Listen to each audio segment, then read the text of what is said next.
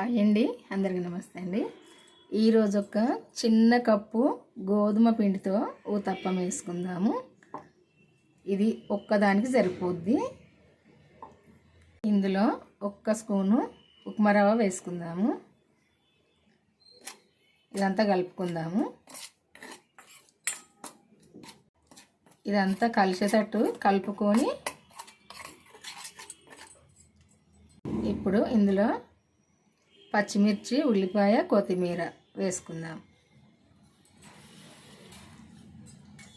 కొంచెం క్యాబేజీ తురుము, ఇది మన ఆరోగ్యానికి మంచిది కదా, వేసుకుందాం.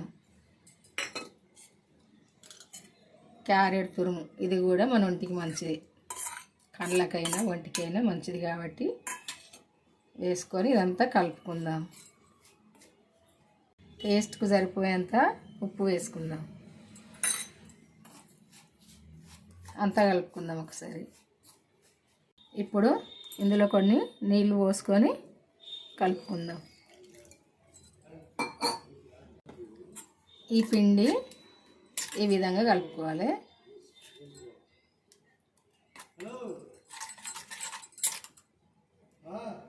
ఇప్పుడు స్టవ్ పైన ప్యాన్ పెట్టుకొని నూనె వేసుకోవాలి.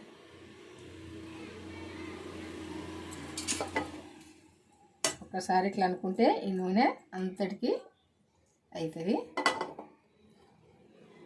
ఇప్పుడు ఊతప్పం వేసుకోవాలి. నేను ఒక్కదానికే కలిపిన పిండి, అందుకే ఒకటి ఎత్తన్నా. ఇట్లా కొంచెం మందం వేసుకొని